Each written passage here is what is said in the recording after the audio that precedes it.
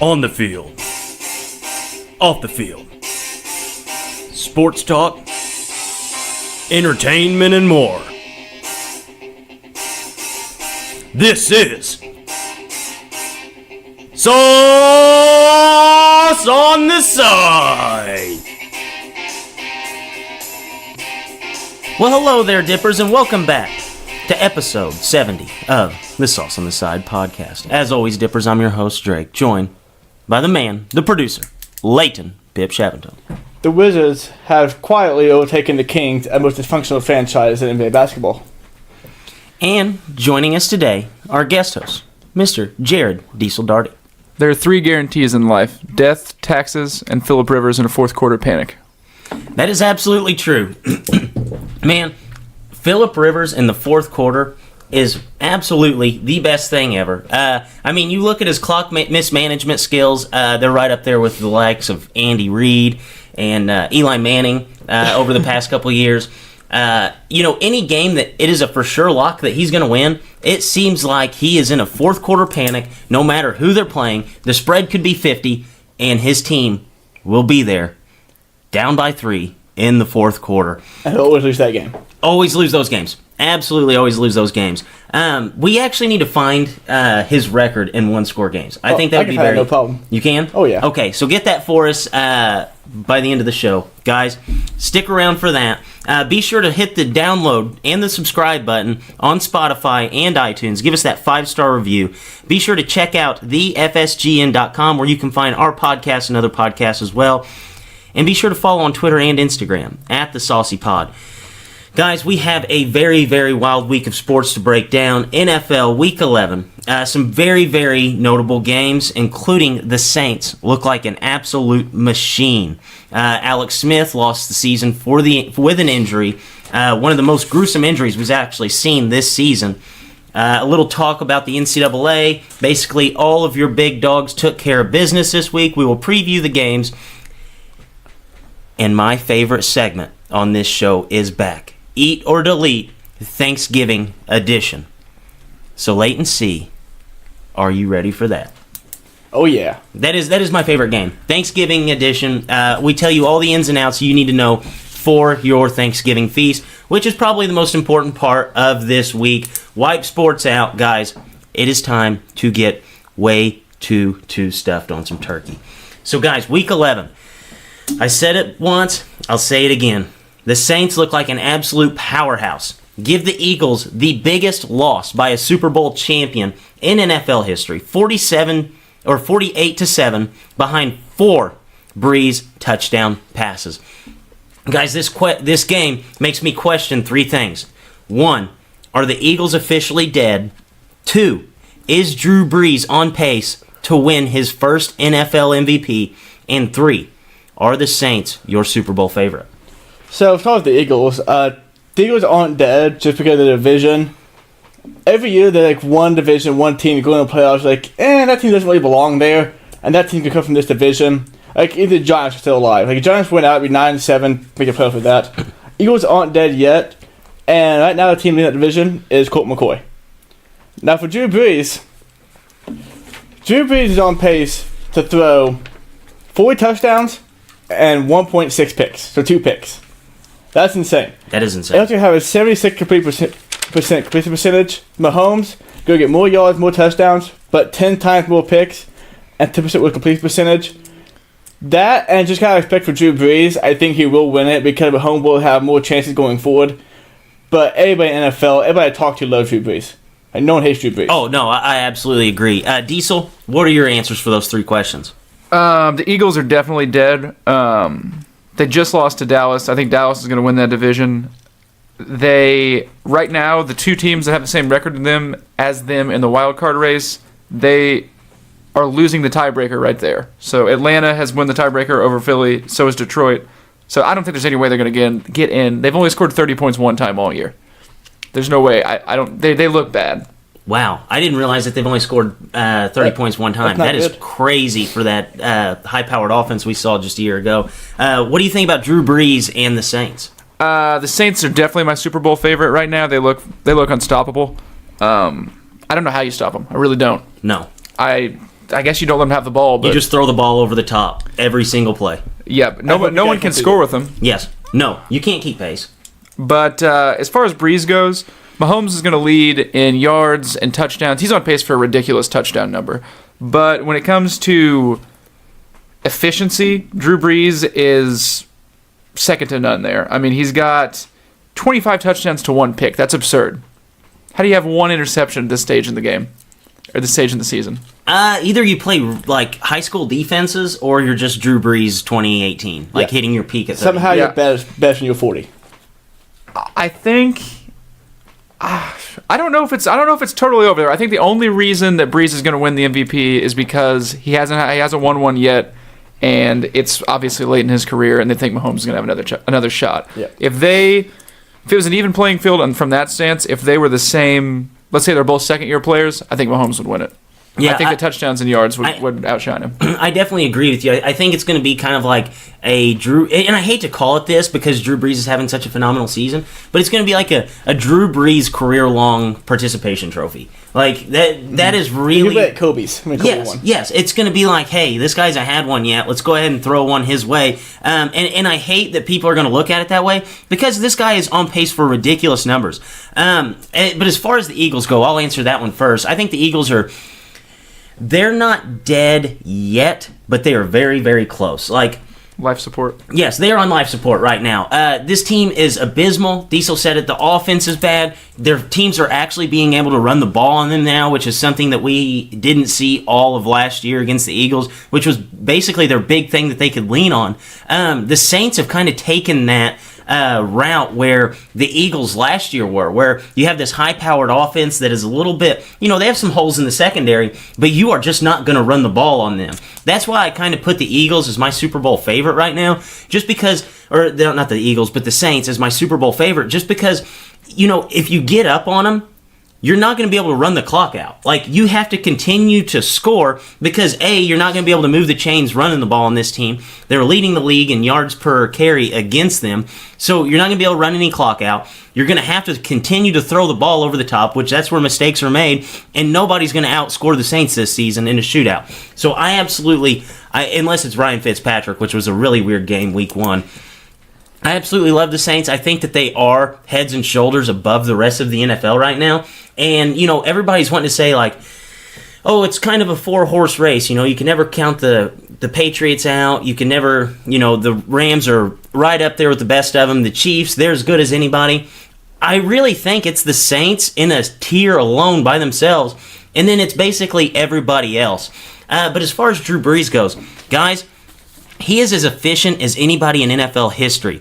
He is on pace for the highest touchdown to NFL ratio, or touchdown to interception ratio in NFL history. He's 25-1 right now.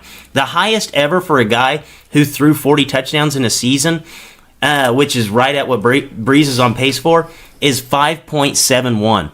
And that was Aaron Rodgers in 2011. So if he just completely destroys that number, keeps it right around 25, I mean, you cannot count this guy out for the MVP. I think he means more to his team than what Patrick Mahomes even means for his team. And I think right now he is the most valuable player on the field for anybody in the NFL. And you can kind of look at it like, oh, well, the Chiefs' offense last year, Alex Smith, through 9 games, was on pace for 4,300 yards, 32 touchdowns, 2 interceptions. I know that the touchdown numbers for Patrick Mahomes are a little inflated, but as far as just like not turning the ball over, getting you yards, putting the ball in the end zone, Alex Smith basically did the same thing for this team. So I really think that Drew Brees, you have to give the nod to him. And while we're talking about Alex Smith, guys, suffered maybe one of the most gruesome injuries of the NFL season, which it seems like we've had a ton this year. Do you think that this kills the Redskins' chances of winning that division? Yeah, I do. Just easily say the Cowboys are looking better, and Colt McCoy, the Redskins are already mediocre, could possibly be in the NFL, like hang on by a thread. Like 2 weeks ago, we had a contender call, didn't even get mentioned leaving the division. I think Colt McCoy, or actually getting hurt, put the final in the coffin for him. Yeah, I think I don't trust Colt McCoy to go and win a division. I really don't. I mean, their defense is really good, and Adrian Peterson's having a pretty nice year, but it's part of me is like, I just watched the Eagles make a playoff run with the backup last year, but then at the same time, it's the Redskins, and like I felt good about them. Honestly, I was kind of on the fence when Alex Smith was playing. Now that he's not, I don't know. That was a disgusting injury, though. Yeah, it was, and it seems like this is becoming more and more popular in the NFL with like these just like gruesome injuries. Do you guys think that there's any reason that they're starting to say, hey, no more hits above the shoulder pads, no more hits on the head. Do you think that there is a correlation there with these lower body injuries and hits to the head? I think there could be, but I think with this one, it's just more unfortunate. The thing that kind of happened, like, not all the time, but we saw Danny Walker earlier this year. He's been tackled that way probably 100 times in his career. Down happened to break his leg. He's happened to take a odd hit here. Yeah, I think there has to be a little bit of correlation though, just because Tyler Eifert, Delaney Walker. Oh no, there is, Yeah. but like, I feel like breaking tibia and fibula, I feel like it's just kind of a fake thing. Yeah. I feel like when you force players to tackle the opposing player low, there are going to be more leg injuries, just naturally. There has to be, but some of these are rough. Yeah. I think I'm ready to put the final nail in the Redskins' coffin though, as being a playoff contender. Yeah, it's kind of already there, but Yeah. Well, I thought that they would make the playoffs and really not make any noise, but their division was so bad that they would like sneak into the playoffs, with like a 9-7 record, 10-6. But guys, Colt McCoy, I've seen everything on ESPN today trying to talk Colt McCoy up and say, they really like Colt McCoy. Coach Gruden loves Colt McCoy. He thinks, there's a reason why he brought him in and kept him around so long. But guys, he's played 8 seasons in the NFL. He's played 25 games. 7 wins. Rewind back to the Cleveland games. Back whenever he was in Cleveland, they drafted a 29-year-old Brandon Weeden to take his spot. Like, there is a reason why the guy's been a career backup. He's not very good. People want to point back to, he beat Dallas that one time that Dallas was really good. Like, guys, flukes do happen. Nick Foles does win Super Bowls. And I don't think that he can sustain this for the 6 games that they have left on their schedule. well, I mean, you heard what Mike Folio said yesterday after the game, didn't you? What was it? The reason that they almost didn't franchise tag Kirk Cousins last year because someone figured Colt McCoy to start. So instead of trying to Colt McCoy, they trade for Alex Smith and sign him to a long-term deal. Another thing to consider here: the Redskins are 6-4 now. Yes. Yeah. If Alex Smith doesn't throw that pick 6 before he got hurt, they're 7-3 right now. They would have won the division. I don't care who's playing quarterback. They would have had a 2-game lead in like week 11. Yeah. I mean, they probably would have won the division. Yeah. Even if Alex Smith didn't get hurt, they could have maybe snuck in. But I think 6-4 right now. Well, now that it's like a game away and they got to play the Cowboys next, it's not. Yeah, on a short week Not in looking Jerryland. great. Yeah, I don't like their chances at all. Guys, Cowboys, your NFC East favorite? Yeah, they are. Unfortunately, yeah. Yeah, unfortunate. Primetime is really suffering because they're going to get right back in the. Back in the yeah. spotlight. Yeah, they're right back in the spotlight. They They're probably gonna, played the freaking Eagles or Redskins late in the season, like week 15 or 16. That's be the game that week. yeah, they're going to be the only team in NFL history that goes like 8-8, makes the playoffs, and played the majority of their games in primetime. Like, it is going to be absolutely sad. We're going to be tired of the Cowboys by the end of this season. I know I already am. So, guys, AFC South actually starting to get a little interesting. It looks like there is a route to have 2 playoff teams come out of the NFC or the AFC South. The Colts and the Texans now have won a combined 11 straight games. Colts, winners of 4 straight, averaging 47 points over the 4-game winning streak. What have been the keys to turning around the 1-5 start? Well, throw the Texans, Super Bowl champion team, expected them to win 7 straight games at some point in time this season's happen to be right now. But the Colts, over the last 5 games, they've won 4 straight. Over the last 5 games, they allowed no sacks. And the game they allowed a sack the first time, they put like 34 points still. So that's the entire key right there. Like, if you give Andrew Luck, who is, top 10, top 5 quarterback in the NFL, enough time to throw the ball and we go through all his reads and stuff, he's going to put up points. And that's what's happening now. Yeah, I think just looking at the Texans, they've won 7 in a row, but God, it's been the ugliest 7 games I've ever The ugliest. Most of them have been 2 points, 3 points. It's like they don't look like a good team. Like, hey, dubs are dub these. No, their last 2 games they won just because the other team missed the field goal to win the game. yeah, it just I can't get behind the Texans. I still can't. But But yeah, I'd be much more scared to play the Colts right now. Oh, absolutely. And like he said, it's offensive line. If Andrew Luck's not getting sacked, he's a good enough quarterback he's a great quarterback. He's gonna win games for you. That's been the difference. He's just not getting sacked. Yeah, no, and that's so weird. Like, you look at this Colts team a year ago, Jacoby Brissett was getting sacked like 10 times in a game, and all they do is go out and they kind of go against the grain, and they pick a guard in the first round of the draft, which is what a lot of people say, you never do, but it seemed to have panned out pretty well. I mean, guys, we're looking at 5 straight games where this guy has not gotten sacked. And they're putting up numbers at a ridiculous clip now. And you look at Luck, his first 6 games, they were 1-5, 64% completion percentage, 16 touchdowns, 8 interceptions. Got sacked 10 times. Last 4 games, 0 sacks, 13 touchdowns, 1 interception, 74% completion percentage, and T.Y. Hilton finally had a good game this season. So once T.Y. starts to heat up and Andrew Luck and him get on the same page, Jack Doyle's back, Eric Ebron, great addition to the offense. Like, this offense is firing on all cylinders, and then they go out in the second round and draft Darius Leonard, who is basically covered up every single hole on this defense, and we see him start to mature as a player. He's tackling everything in sight. I think that the Colts are a very, very scary team that is potentially going to make a run at a wild card. And in fact, I'm going to say right now that this division does get 2 teams into the playoffs. It won't be pretty, but they're going to get 2 teams in. Yeah, That 6th spot in the AFC is just wide open. The Ravens with Lamar Jackson are in it right now. yeah, but That is the crazy. Titans are in it right now too. Well, they're in the mix anyway. Yeah, the NFL announced today that the Ravens are, I guess, by some tiebreaker or the 6th spot right now, but like it's bad teams. Yeah, It's I bad think teams. of all the teams that are in it, I think it's like the Bengals, the Ravens, the Dolphins, the Titans, and the Colts. And I think out of those teams, the 2 teams that I trust the most are probably the Colts and the Titans. And that's really weird to say. I don't to the Titans at all. Oh, man. Yeah, I don't can't get know behind- about the Titans. I can't get behind Marcus Mariota. He's hurt now again. Blaine Gabbert can't get behind him either. I can get behind Andrew like a whole lot more than Marcus Mariota. Yeah, I think I it's can, Colts. I can get behind any Dalton more than Marcus Mariota. I think it's Colts, but I can't get behind that Cincinnati defense. Like, the defense is absolutely abysmal, and I don't think that 27 rushes out of Lamar Jackson's going to get the job done every single week for the Ravens. So, I don't know. I think that the Colts... Do you guys think Colts are going to get in the playoffs? I haven't looked at it, but Gut check. Gut check, yeah. Gut check?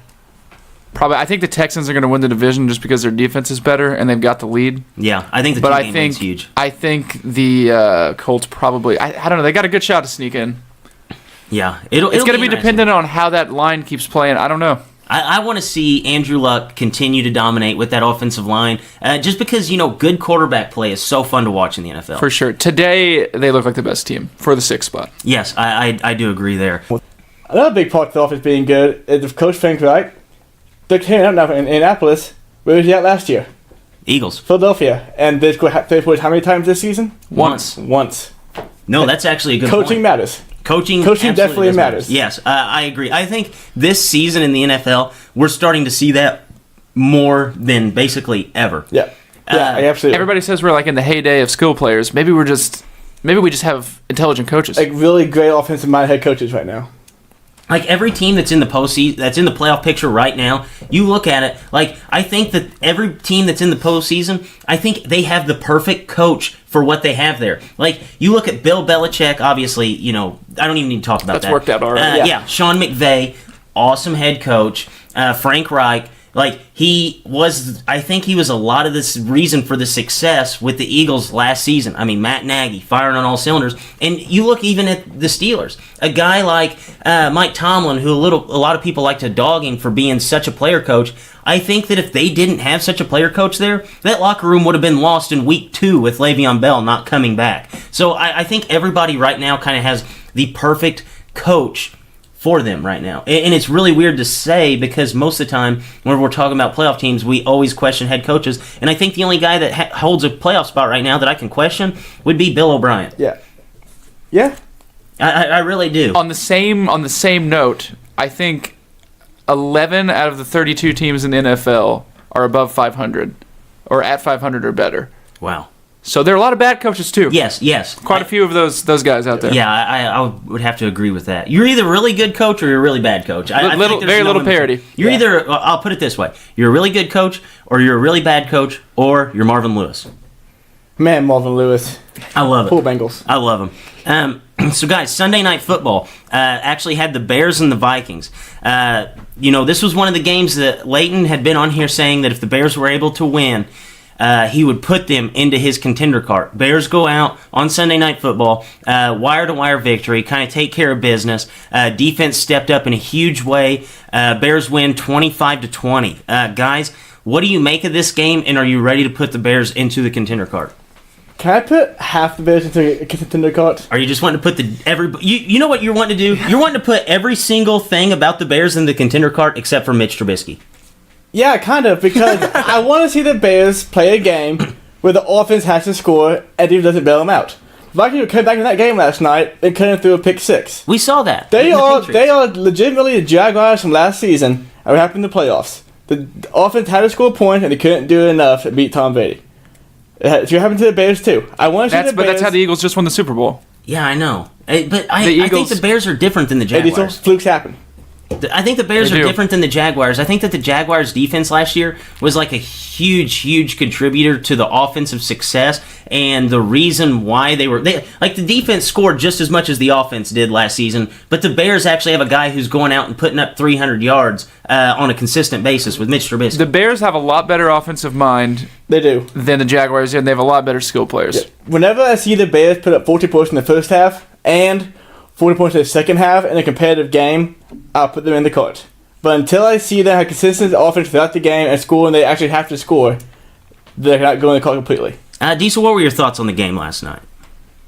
There's the offense left. There was a little left, to be desired, I guess. But you got to put them in the contender cart. They're 7-3, and their defense looks like they can beat anybody. That can win games in the playoffs. There are multiple ways to do it, and that's one of them. Yeah, I agree, man. I think that game last night was kind of a statement win for the Bears. It was kind of like all season we were just waiting for the Vikings to kind of take control of the division. And I think the Bears went out yesterday and did everything right that they needed to do. They even overcame 3 turnovers on the offensive side of the ball and still figured out a way to win. Whenever you can do that, I think you almost have to be a contender. I have a question. My concern is this. The Bears are down, let's say they're down 3 or they're down 7 in the fourth quarter with minute 50 left and they get the ball. Can they score to tie or win the game right there? It depends if Tariq Cohen can catch a 70-yard That's my thing too. Like when they have to score, I don't think they'll be able to do it. Well, I look back to the Patriots game. I know that the Bears didn't win that game, but they were down by 14 with 11 minutes to go, and they lost by 1 yard. They were 1 yard away from getting into the end zone and winning that game. So that's the only reason why they haven't won a game like that, but they've been pretty freaking close. Where I'm at, I think the Bears could do it 3 times out of 10, 2 times out of 10. They could win that game, and in the playoffs, 2 times out of 10 might be good enough. You might get one of the 2. Yeah. And it doesn't really matter. Like the Eagles last year with Nick Foles, they're probably not, the majority of the time, they're not going to make that run. Yeah. You've only got to do it once. Yeah. Nick Foles wins that Super Bowl in that fashion 1 out of 100 times. And it just happened to be the one time that they played.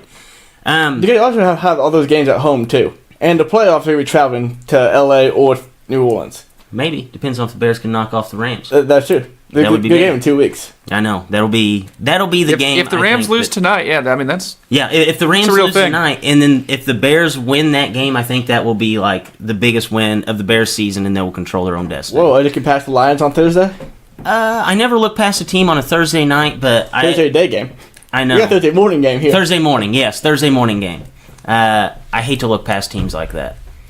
All right, so what we're saying is that you're a little bit nervous with Thursday's game? More than I should be playing the Lions, absolutely. Kind of feel like the Bears got slide a little by the scheduling committee? Yes, it kind of makes me regret being a Sunday night football game. But don't you think that's what good teams get?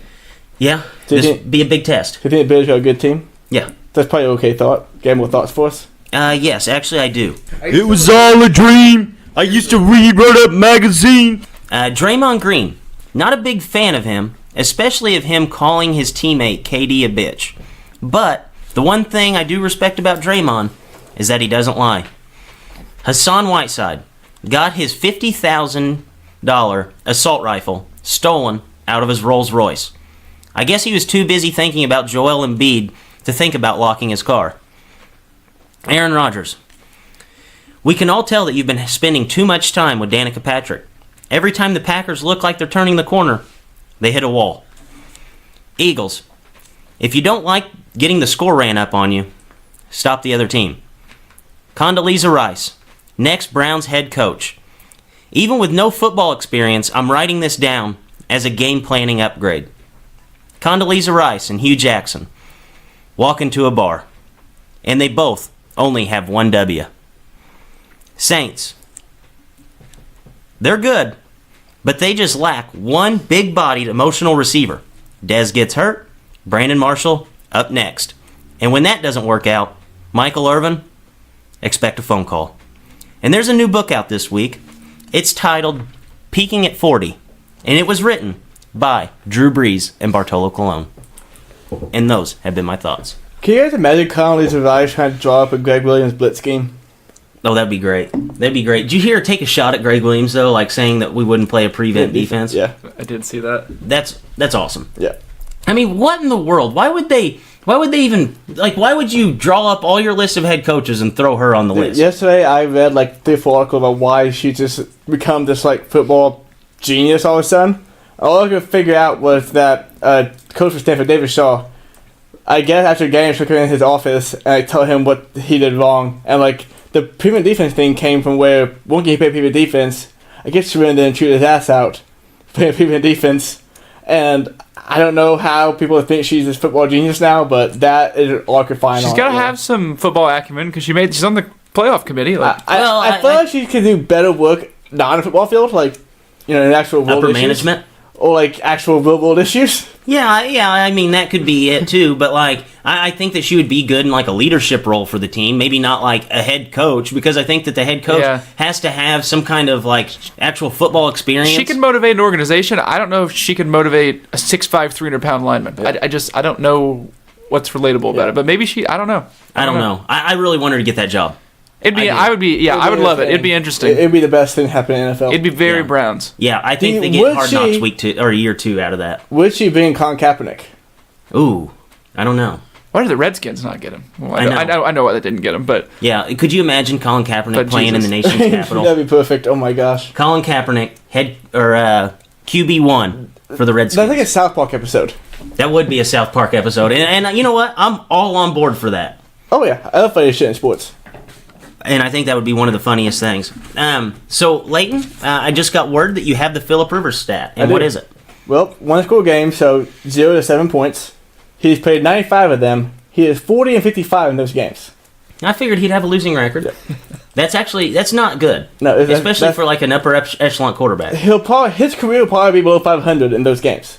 Oh, it'll have to be. Yeah, it's like okay. Aaron Rodgers on the road. He's have 16 straight of win record. Yeah, he has to play all of next season, have a winning record in 1-score games, and they have to go 16-0. Yeah, but impressive stat that I just figured out. In games had by 15 or plus points, he's had 56 of those, and he's 45 and 11 in those games. All right, yeah. So if a team get blown out, it's very still on his team. Yeah, that is the most Phillip Rivers stat I think I've ever heard in my life. I love it. So, guys, little NFL word association for the Week 11 recap. First on the slate, biggest winner. Texas Longhorn fans, gives you Colt McCoy one more time. Bears. Bears fans, actually. Vikings and Packers lost. Bears beat the Vikings in a primetime game. And now we really don't have to listen to people question the Bears about being a good team after they had only watched them like 1 or 2 times this season. Biggest loser.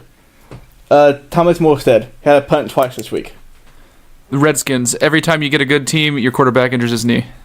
Or Ooh. injures his leg. Oh, I like that. Eagles. They were the only team this week to not score double-digit points, and they were the only team this week to give up 40-plus. Surprise. Rivers lost the game, and he didn't know his receivers.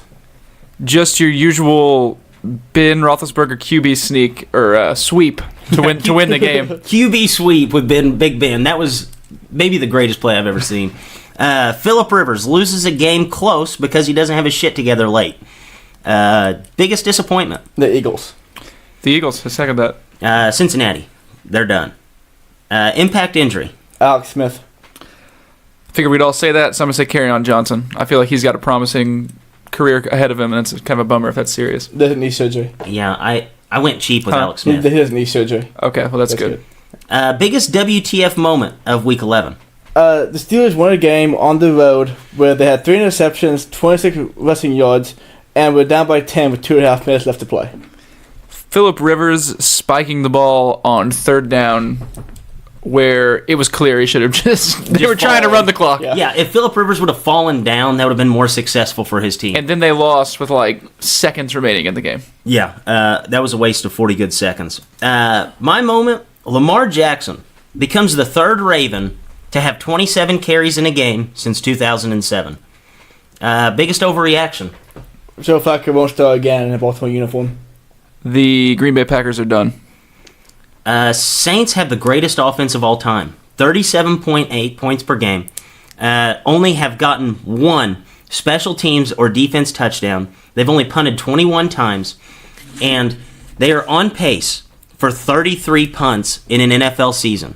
That would be 4th all time behind the 1982 Chargers, the 1982 Bengals. That season was shortened due to a strike, and I think it was 9 games.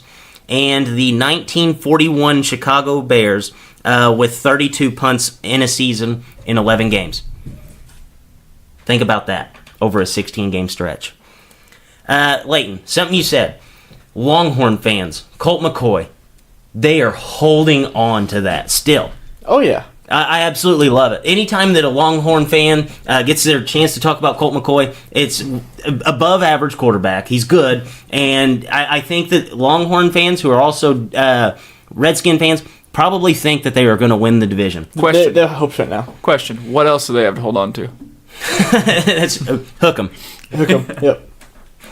So, guys, let's talk a little bit about the NCAA football season. Only one of the top 11 teams lost this weekend, which was West Virginia. Everyone took care of business. Seems to be the case so far this season. And Alabama actually got put on the ropes by Citadel, which was actually pretty entertaining to watch.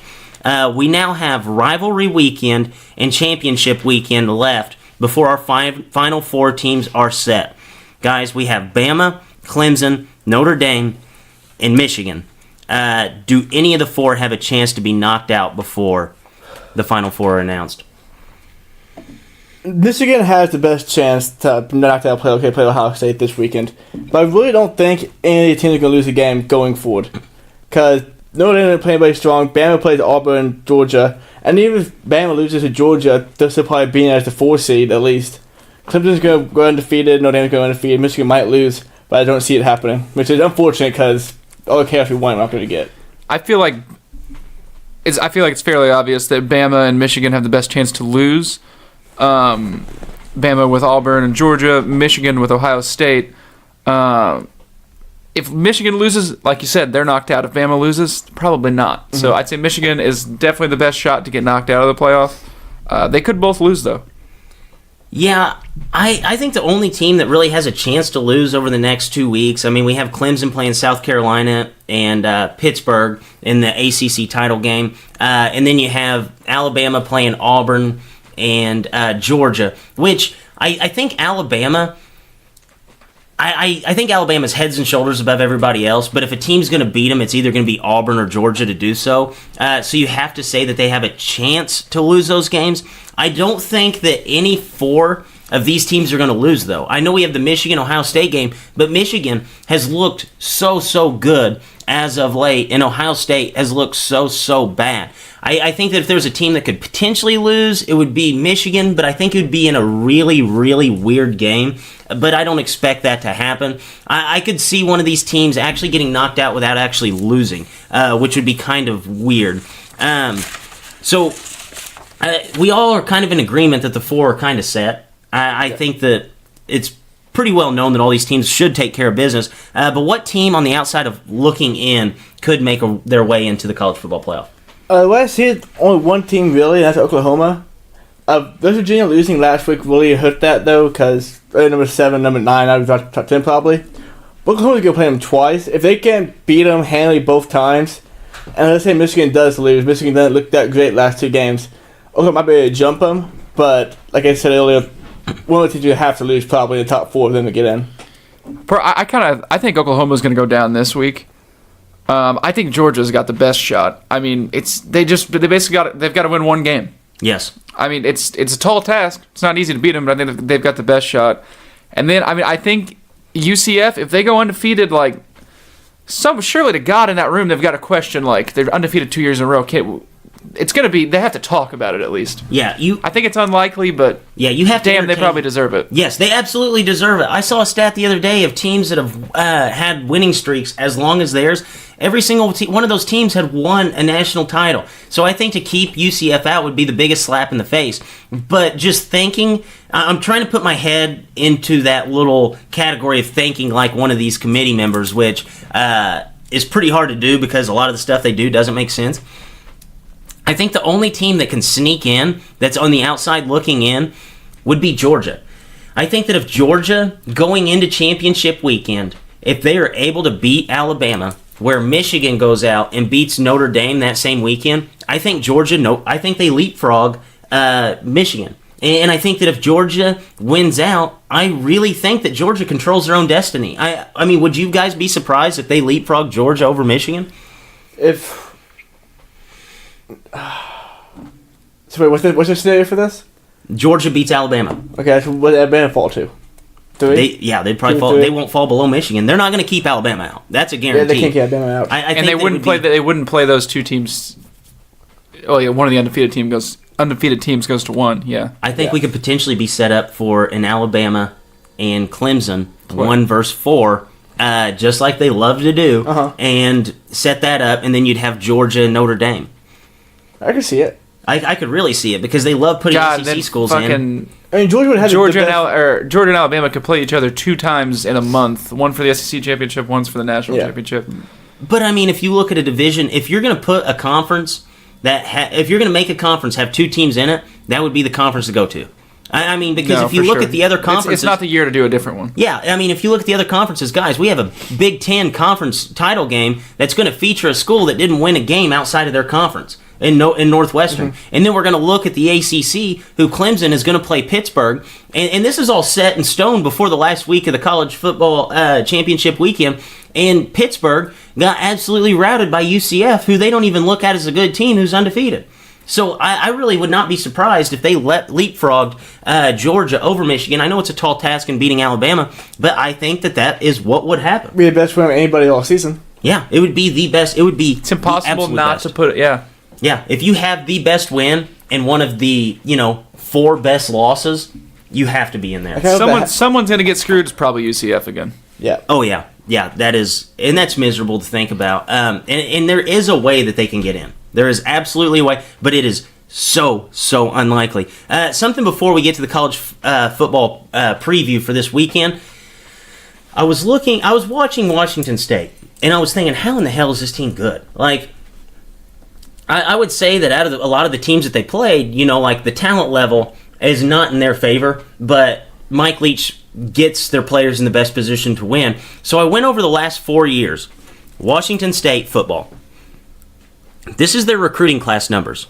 They were number 45 4 years ago, number 44, number 56, number 42. We're talking about a team that's going to be like top 7 in the nation this weekend.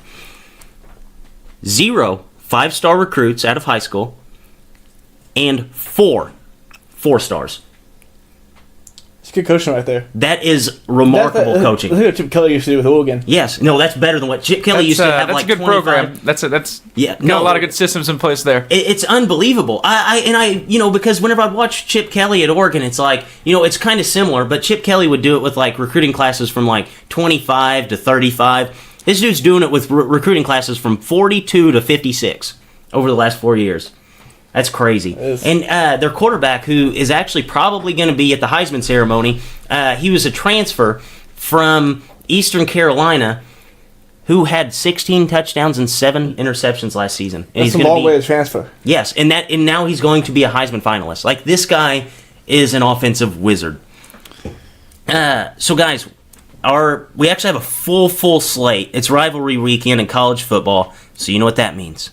throw out the records or the standings. Anything can happen. We actually have a lot of really good matchups. I'm excited for them. We'll start it off. Number 6 versus number 12. Oklahoma versus West Virginia. I'm taking Oklahoma. Taking West Virginia.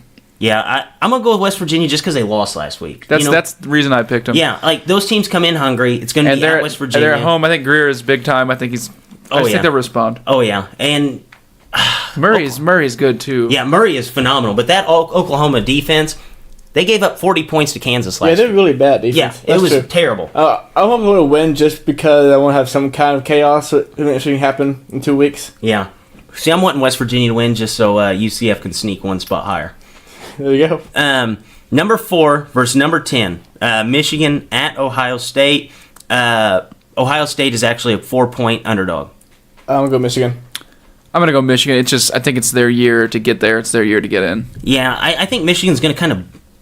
I really think this is going to be a game that's at arm's length. Ohio State does not look good. Michigan's looked great. But I think this is going to be the game that like everybody realized, like, oh yeah, this Harbaugh guy who went to a Super Bowl is a good coach. Yeah, wait till you find out in 1 week. Yeah, no kidding. So number 7 versus number 16, Washington versus Washington State. The over. Yes, I think the over is safe. Washington State, though, to win. This one kind of... I had to think about this one for a little bit because I remember at the beginning of the year, you liked Washington a lot as a contender, maybe for the playoff. I think it's going to be Washington State, though. That's what I'm going to go with. Yeah, Washington State, they've looked really, really impressive as of late, but Mike Leach is 0-4 versus Peterson whenever he's been coaching at Washington. And last year, the game was not pretty. I think it was 41-17. For some weird reason, he has his number. And it's kind of bizarre for a guy to really have like Mike Leach's number because I really don't think Mike Leach even has himself figured out. But I think Washington's going to win this, and I think it's going to be a really exciting game. Utah State at Boise State, kind of a surprising matchup that we have of ranked teams, 14 versus 21. Boise State is a 3-point favorite. Boise State, they'll be wearing blue to have the camouflage advantage. Oh, yeah. I love that. It's like we have a blue turf, so we're all going to wear blue. I'm surprised that every single game at home, they don't do that play where a guy lays down in the end zone and they have him, run out and then catch a kick return and score. Boise State home field. That's what I'm going with. Maybe not because it's blue, but... No, it's just because of the camouflage factor. No, I'm going Boise State as well. Utah State, they survived an absolute scare against Colorado State, who's really not a good team. And Boise State, they play tough teams outside of their conference, so I think they're going to be primed and ready for this. I threw this one on there. I know that they're not ranked. Both teams are not ranked, but it's kind of surprising to me. LSU is at Texas A&M. Texas A&M is a 2.5-point favorite over a team that is ranked in the top 7 of the country. Guys, where are you leaning in this game? I'm going to go with LSU. Coach Silver can get this one done. I'm going to go with LSU, too. This one's tough. I really like Kellen Moore as a quarterback. I do think that LSU kind of has that grit factor, which is actually going to be kind of important whenever you're going to go play the 12th man. So, Iron Bowl. I know that it's not the marquee matchup that we usually look at, where both teams are like 11-1 going into it, or 10-2. But if we didn't talk about it, Paul Feinbaum, he would be calling Auburn at Alabama. Alabama is favored by 24.5. Does Auburn have a chance to ruin Bama's perfect season yet again?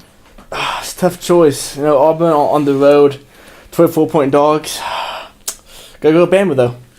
I think the only way they would have a shot is if they were at home. If that was flipped, maybe. Yeah. But God, it's in Bama. That's gonna be tough. I think Alabama's winning. I think that Alabama wins this game, but I don't think it's going to be as big as a blowout as what a lot of people are expecting. Auburn is a very, very talented team that really hasn't put it all together. And Jared Stidham, he's a savvy enough quarterback to keep this game close going down the stretch. I think Alabama wins this game, but 24.5 points, that's a ton of points against a good quarterback like Jared Stidham. So, guys, any top 25 teams we see going down this week? Oh, yeah, Kansas over Texas. They just hired Les Miles. They're not coaching, but just the aura and attitude of Les Miles being near the program go vault him over Texas. I said it a second ago. I think Oklahoma goes down. I'm kind of leaning. I'm not dead set on LSU winning this game. I think that most of the top 25 teams are going to win this week. But if I see any of them going down, I think it'll be LSU going down to A&M. Just because A&M, I think they have the quarterback advantage. Maybe from an X's and O's standpoint, Jimbo Fisher may be a notch above Coach O. I'm not sure about that one yet, though. Got to give Coach O some more time. But if there's going to be one, I think it'll be A&M over LSU. Guys, lock bet of the week. Washington State over. I don't have one this week. I don't know. I didn't really plan for that. You don't have a lock bet? No. It's going to be a tough week. I've abstained from betting. They've been taking my money. I think it's pretty safe. UK over Louisville. Guys, UK, or out of Louisville's last 6 games, they have allowed 8 100-yard rushers. All Kentucky does is run the ball. The spread's 16.5. I think that's way too close.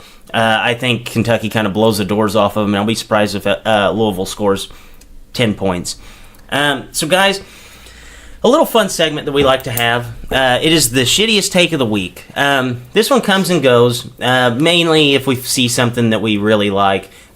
So, Leighton C., you go first. What is your shittiest take of the week?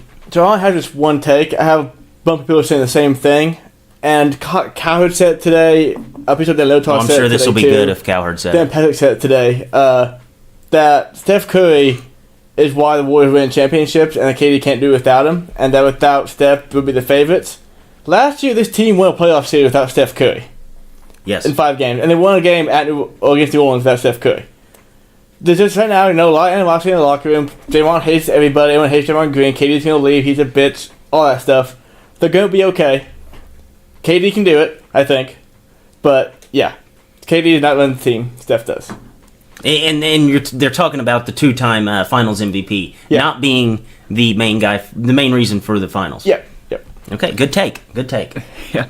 I'm going to talk about Road Ben and like that the Steelers are a worst team on the road. People are going to look at last week and say that. The Steelers are 14-1-1 in their last 16 road games. Are you serious? So we can just drop that thing now. Are you serious? Yep. Holy smokes! So I've been on the. So the worst at home then. So I've been home on. to kryptonite. They've only lost like 4 games in the last 35 games probably. So home to kryptonite. Yeah. Probably 30 games. So they're weaker at home. 20 games, something like So that. they need to start losing now. That way, whenever they get into the postseason, they'll have to play on the road. I think they keep getting tougher opponents at home too, the way the schedule's been working out, but still. So their only loss on the road would have been are these just regular season games? Or just does that include the loss to the Jaguars or not? Or was that game at home? It was at home, both of them. Wow. I think this includes postseason too, their last 16. Dude, that blows my The mind. loss... Because I've been on the bad side of this. The Browns at the tie. I'm trying to think of who the loss is. I can't remember who the loss is at the moment, but...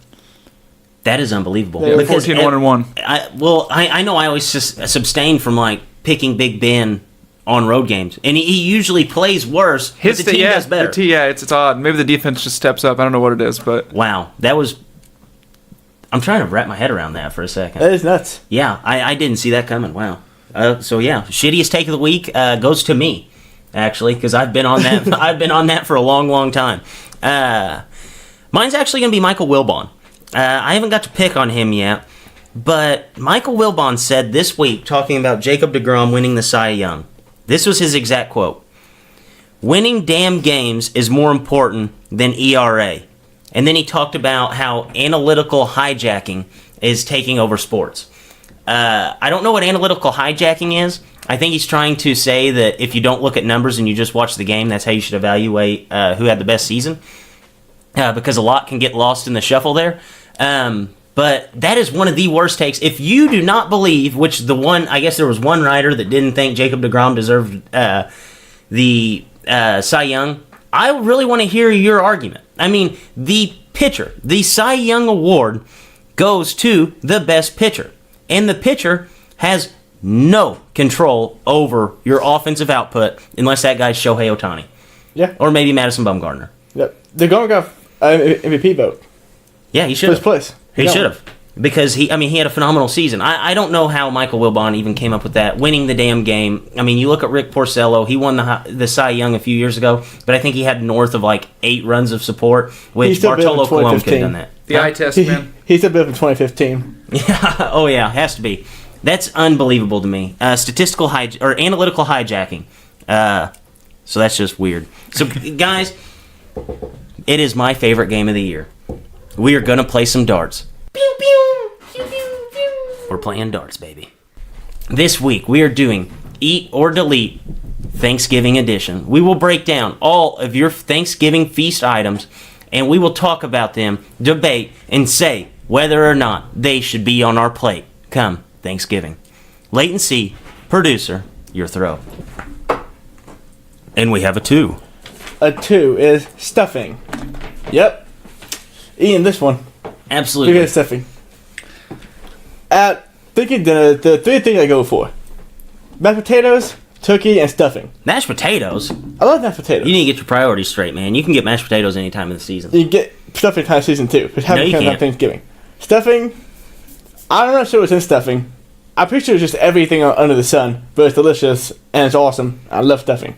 Yeah, stuffing is probably one of my favorite items on Thanksgiving. Guys, back in the day, they used to take stuffing and like cook it inside the turkey. Is My that a mom does lost that. art? Oh, she does. Yeah. Oh, wow. Shout out Carmen. That's a good one.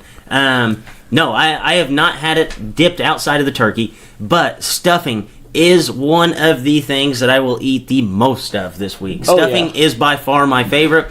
Guys, and you know, whenever we do this show, I really like to talk about plate management. You know, in case you're new to the show, didn't listen to this last year, plate management's important. Whenever you take on that feast, you know, you can't put subpar items like Leighton said, mashed potatoes, on your plate. You need to save it for the upper echelon of foods. Like, and whenever I look at my plate management, I know walking up to the table that 60% of my plate will have stuffing on it. So for that reason, stuffing is an eat for me. I'm gonna be the odd man here. I'm gonna go delete. I don't like What? stuffing. Never liked it. I don't know if I ever. Well, I'm not gonna say I never will, but Have you had yeah, stuffing? not a big. I've had stuffing before. I'm not a fan. Wow. Don't eat it at Is it Thanksgiving. the texture? Is it? It's just I don't really like what I don't know what's in it. I don't even know You what don't it like is. soggy bread? That's what stuffing is, And celery? I think. Yeah, and maybe like an apple. Yeah, I'm not sure what's in We stuffing. get real wild and we put an apple in it. Oh, what's in stuffing? I don't either. That's one of the Stuffing's reasons I delicious. don't like it.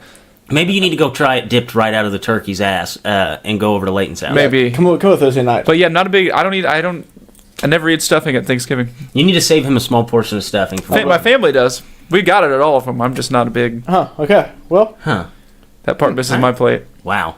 That is surprising. okay. Well, All right. Well, 2-1. I thought that one would be unanimous. Yeah, me too. We are eating stuffing, though. Yeah. Diesel, your throw. And we have a 10. a 10 is gravy. Gravy. Ooh. Gravy.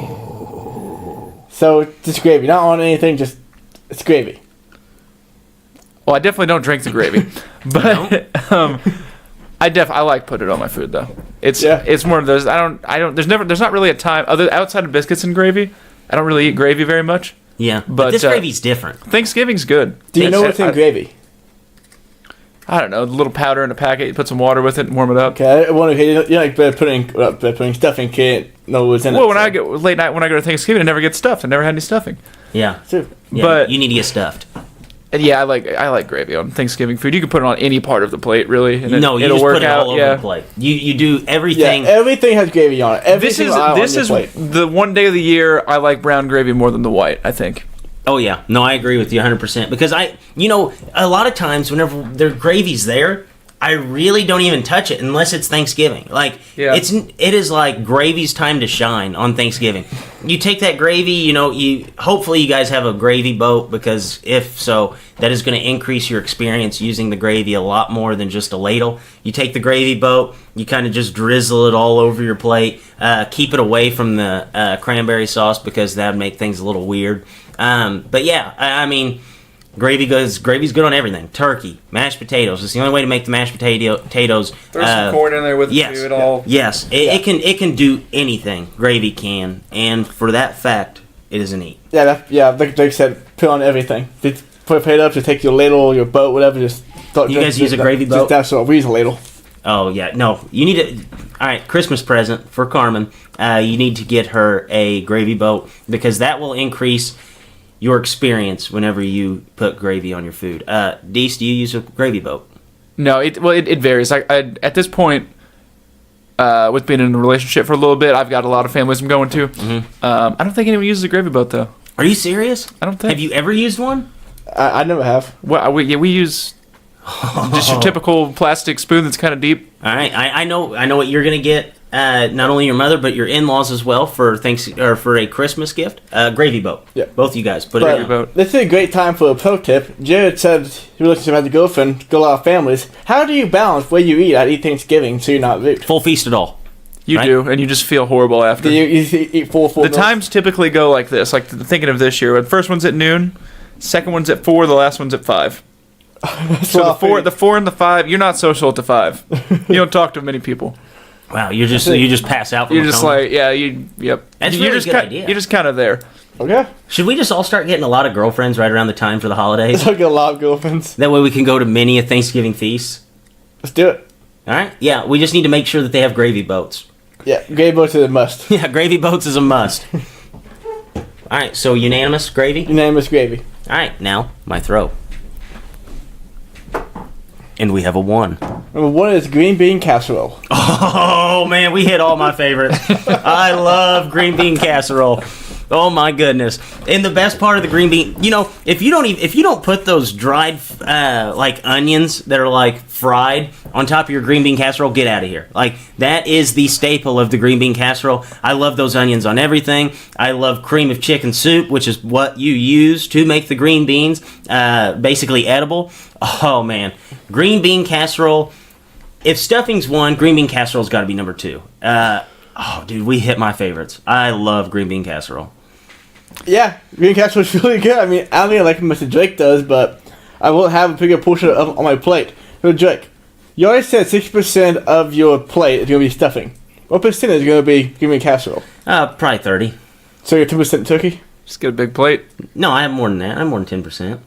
30, 60, 10, and then I have a whole Okay. other plate. You're on another plate. There you Yeah, go. so by the way, guys, you can have more than one plate. Do not be ashamed. And this is the time of the year that whenever I talk about plate management, guys, you have multiple plates. You don't go up there just once and then go back for seconds, because then you kind of look at like the fat ass at the table, and nobody wants to be that guy going up there to get seconds. So just take care of business, one fell swoop, one trip, 2 plates.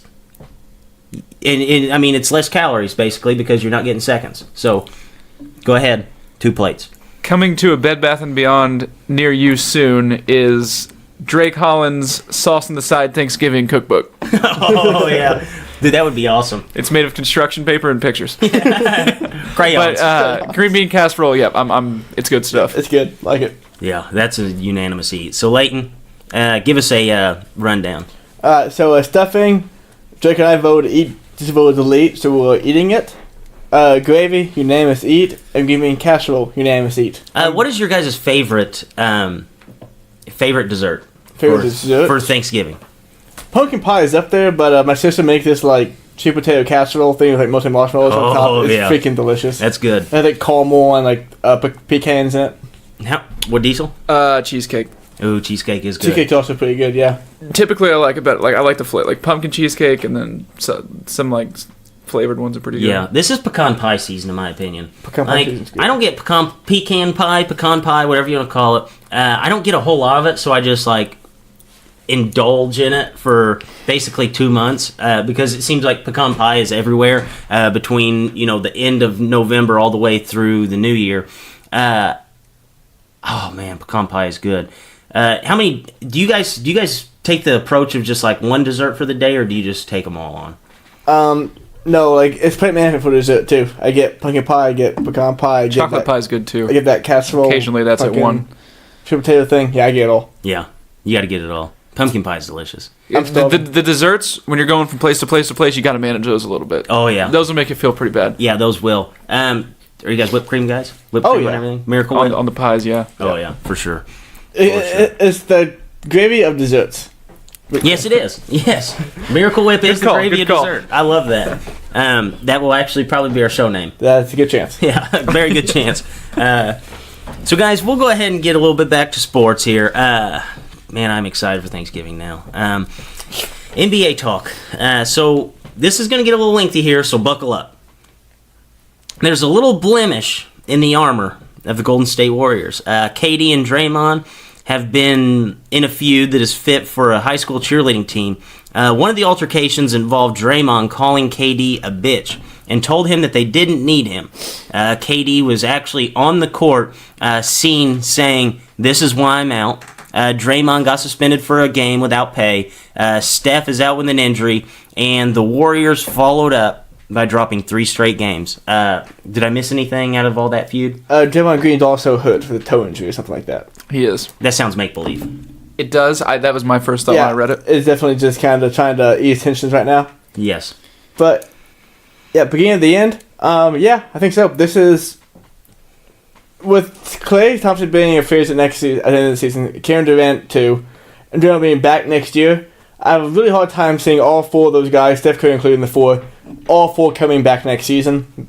Particularly because Draymond Green appears to be on everybody's nerves right now. So they're going to trade Draymond Green, bring back KD, or let KD walk and try to sign Boogie. Something like that. But I have a hard time seeing all 4 of these guys back in next season. Is this the beginning of the end of KD and Golden State? Yeah, I'm kind of leaning towards yes. Is it the end of them winning championships? Probably not. Yeah. I think they're probably still going to get it this year, and I feel like they're going to be in a place to contend. I find it hard to believe Klay Thompson's going to go anywhere. Mm-hmm. See, that's the guy that I think is really odd out of this whole thing. Klay Thompson, he becomes a free agent at the end of this season. Out of all the drama we've ever seen out of the Warriors, and it has been a lot, Klay Thompson has kind of been the backbone for it all. Like, have you seen any tabloids or anything with Klay Thompson or them talking about Klay Thompson not getting along with anybody? No. He's kind of been the backbone for this team. Like, Draymond goes out and does goofy Draymond stuff. Steph, he seems to fall into one injury a year. And then, like, KD is just basically KD and doesn't get along with other superstars. At least it seems this way. It seemed that way in OKC. But it's hard for me to think that Klay Thompson, a guy who just flies under the radar basically everywhere, wants to be a part of more drama. I can't see him leaving, but it would make sense if he did.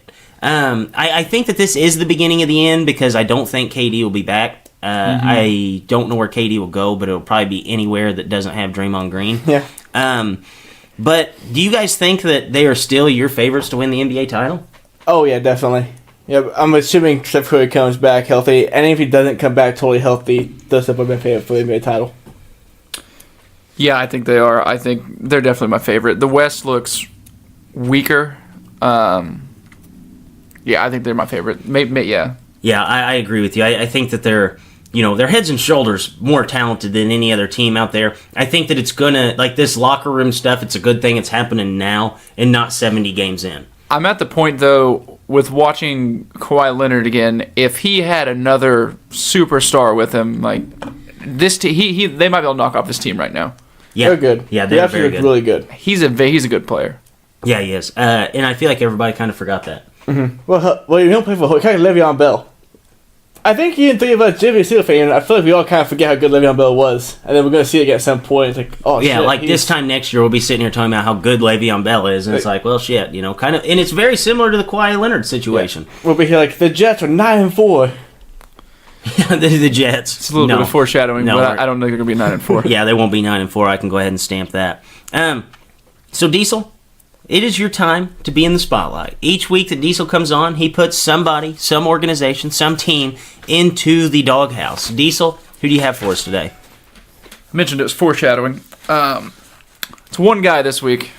One man. It's Le'Veon Bell. Gonna preface it by saying I think he is probably generational talent. He's a very good player. I think if he stayed with Pittsburgh for a couple of contracts, he probably would have been in the top 10 in rushing in the NFL, in NFL history. Could have been Hall of Fame guy. Could have done those things. For years, I argued he was the best back in the league. Still thought he was last year. It's hard to say now because he's not playing. At times, he was the Steelers' defense. He hid the defense. They'd give the ball 30 times a game, and he would just milk the damn clock. But, dear God, you're not worth $17 million a year. No. Jesus Christ. Can you guys name the one skill player in the league, not a quarterback, Can you name the one player in the league that's not a quarterback, not a lineman, not a defender that makes over $17 million a year OBJ. Yeah, is it OBJ? this season? Ooh. It's Mike Evans. You weren't going to guess that one. No. No, I would not. I get it, Julio Jones. but- Highest three skill players in the league. Mike Evans, $18 million a year. Larry Fitzgerald, $16.85 a year. Jarvis Landry, $15.5 a year. That's the recipe for success because all those teams are good. You want to know the combined record for those three teams? 8-21-1. Wow. Not good. 8-21-1. So Le'Veon, you might get your bag, you might get some cash, but are you ever going to play in the playoffs again? No. I mean, just take a little bit of a damn pay cut and have a better career. Like, get remembered for something. Well, I guess I'll go to why he thinks he's a $17 million man. He thinks he's a wide receiver, too.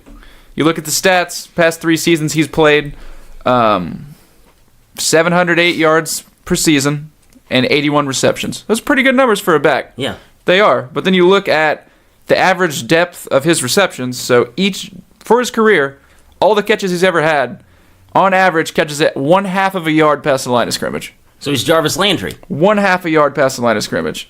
The average 40 time for an NFL receiver is 4.4. Le'Veon's 4.6. You're catching the ball a half yard from the line of scrimmage. You're slower than almost every receiver.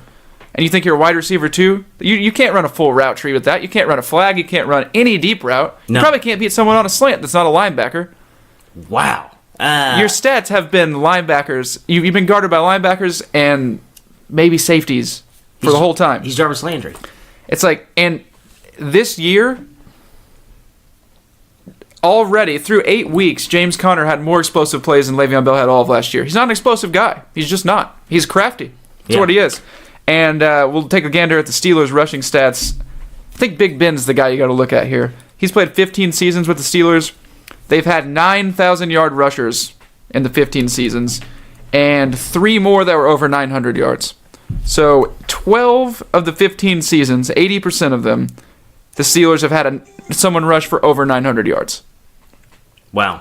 It's like, that's just what it was. It's 5 different running backs. It was Willie Parker, it was Rashard Mendenhall, it was Le'Veon, it was D'Angelo Williams, and Jerome Bettis.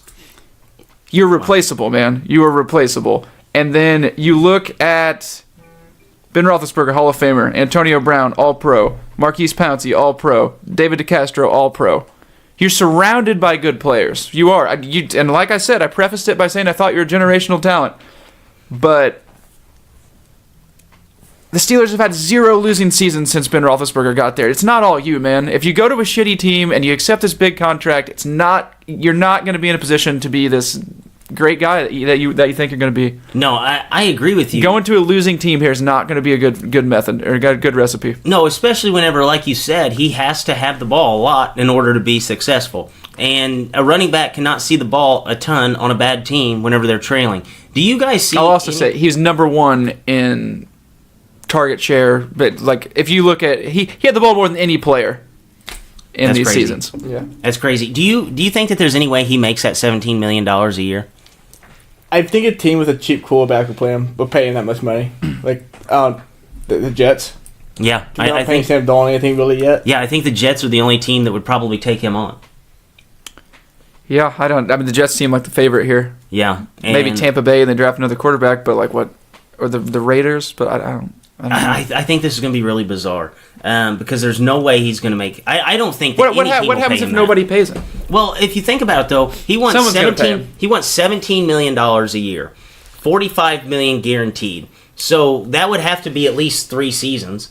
And I don't think that a team is going to go out and have a huge market for a guy that they're going to be paying after he's 30 years old, $17 million at a skill position. Like the guys that you named earlier, Jarvis Landry, Mike Evans, and then the third one was...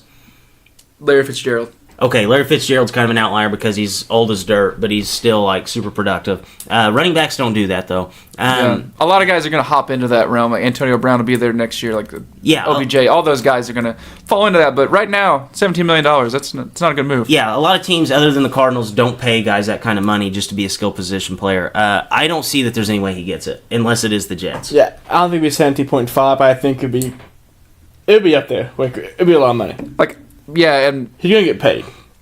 the deal that I guess he was offered from the Steelers was like 1 year of guarantees or a little bit more than that. Okay, if you say no to that, but sitting out the whole season and then coming back and asking for $17 million. I'm going to ask you guys a question. It's a lot. Over under half of a snap, Le'Veon Bell in the postseason for the remainder of his career. I'm gonna guess he goes to the Jets. So I'm gonna say over. Ooh. I think I 2 will or 3 say- seasons they can get there to the playoffs. I'll say over on a snap, but the under on wins. Yeah. I don't know if he's going to get a snap because I think if he goes to the Jets, Who's to say he's going to be healthy when they get there? Yeah. No, I agree. Or not suspended. Yeah. No, both those things are huge factors for Le'Veon Bell. That's for certain. So I don't. You want to go down a real big speculative trail?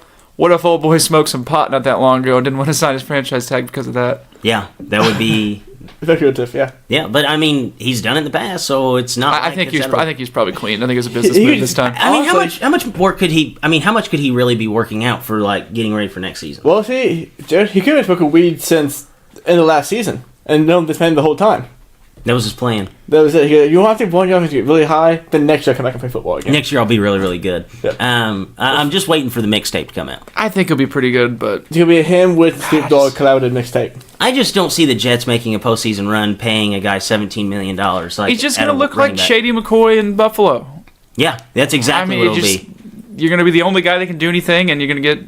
He thought he had a heavy workload in Pittsburgh. It's only going to get worse. Yeah, because I Somebody think, pays you $17 million, they're going to give you the damn ball. yeah, Yeah. because like if you look at the Jets, if they pay him $17 million, they're not going to be able to sign any wide receivers. Like, and their best their wide receiving core is Jermaine Kearse, Robbie Anderson, and Quincy Enunwa. And I don't think that that's a makeup of a team that's going to be in the postseason unless they have some prolific defenders. It's okay, just put Le'Veon out wide. Yeah, Le'Veon, wide receiver 2, put him out there. Bilal Powell, he can control the rock. That's crazy. Oh, if you go to Tampa Bay though, him one side, Mike Evans the other side. Then quick that work. Deshaun Jackson in the slot, Peyton Barber with the touches. That would be a disaster. I mean, Also, though, I hope he gets an oodles and gobs of money because the Steelers are going to get compensatory picks if they do. Yeah, no, that would be definitely good for the Steelers. Plus, if he goes to an AFC team and clogs up $17 million a year in cap space, that's another win for the Steelers. So, guys, Saucy Six-Pack for the games this week, Week 12. I can't believe I'm saying that already. Cowboys, Redskins, Cowboys home team, Thanksgiving. Of course, we get another Cowboys game in prime time. This time they'll be taking on Colt McCoy. Who do you guys think is going to win this game? I'm with the Cowboys. I'm going to go with the Cowboys, too. Yeah, I'm going with the Cowboys as well. Cowboys win this game, they'll be tied for the lead in the division. I really hate to see the Cowboys win, but I think they will win. Falcons at Saints, Thanksgiving night. I made this list, and then it came out that the Saints were 13-point favorites. So, who are you taking in this game? I'm going to go with the Saints. I feel like I'd have to be crazy at this point not to. Saints. Yeah, you have to be crazy. I think this is going to be like an ultimate shootout, though. We might see like 100 points, but 70 of them might be coming from the Saints.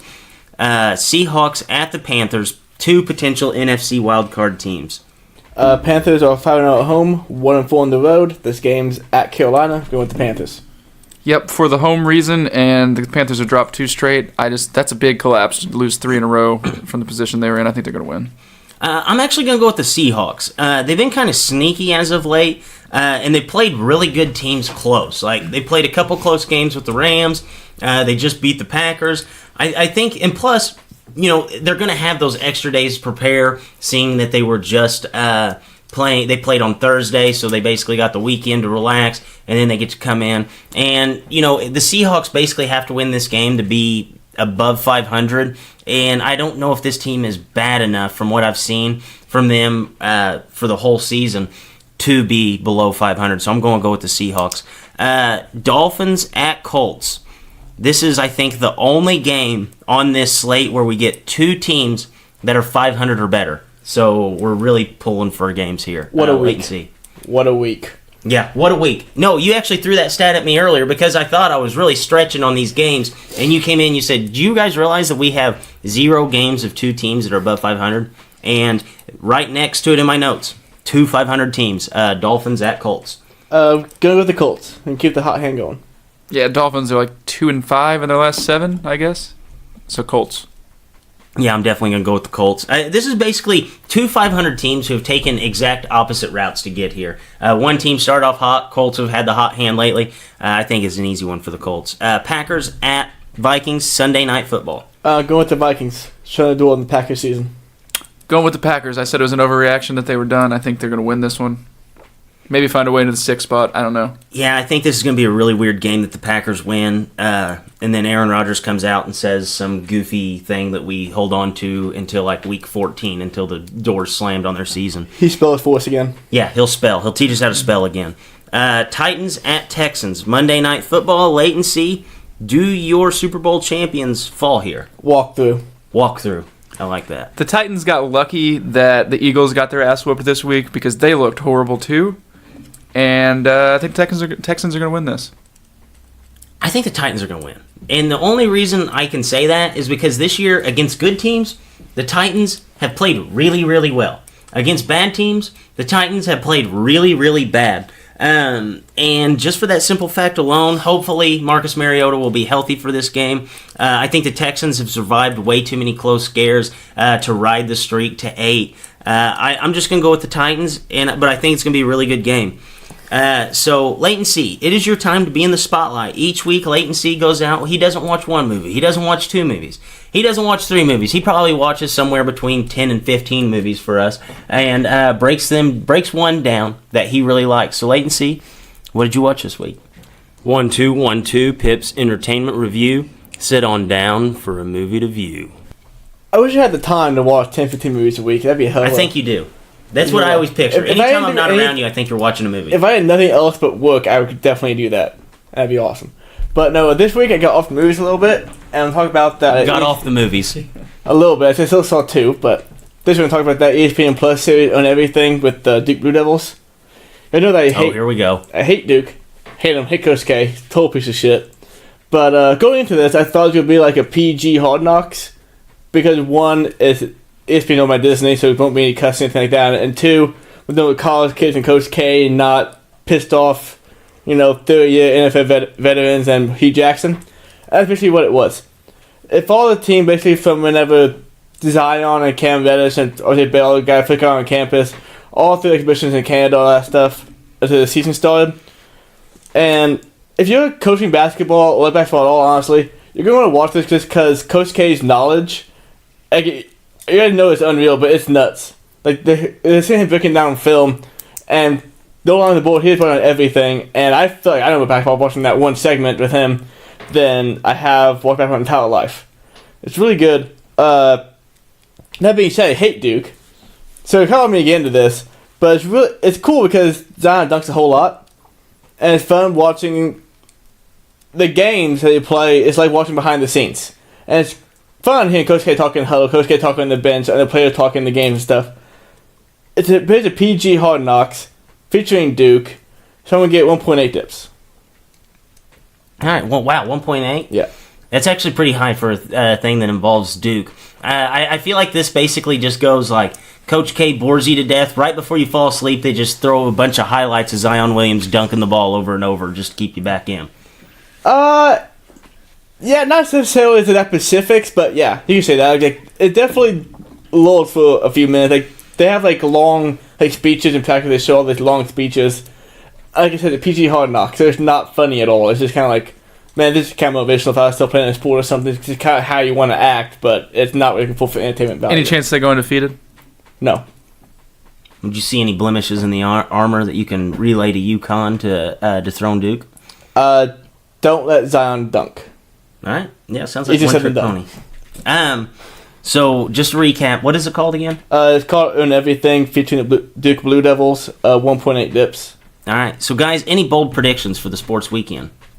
Ohio State beats Michigan. Might be Urmeyer's last game as Ohio State coach. They feel like wanted to get done for him. I don't know when I'm going to be on next, so I'm going to say UCF doesn't go undefeated this year. Something happens. Ooh, that would be rough. That'd be a tough pill to swallow. Because I think they're going to go back-to-back national champions without ever making the playoff. My bold prediction, I think that Michigan beats Ohio State by 3 scores. I think Michigan is a way better team. You look at it last week, I think Maryland had a guy that ran for 298 yards on Ohio State. Well, that's what Michigan does well. If Michigan can run the ball, they can absolutely just clobber you. I don't think Ohio State's going to be able to move the ball. I think it's going to look a lot like the Purdue game, just with better players on the side for Michigan. And I think that Michigan wins this game pretty handily, and I'm even going to go as far as 3 touchdowns. So, guys, anything else before we wrap this show up? Yeah, let's start already. Mentioned Hunter Hysteria on Wednesday. We talked about NBA and college basketball really in depth with Fletcher Hoyk, who might be the best basketball mind I ever heard talk, even compared to guys on TV. So make sure you check that out on Wednesday. All right, Dippers. For Drake, for Leighton, and Diesel in his doghouse. As always, Dippers, stay saucy.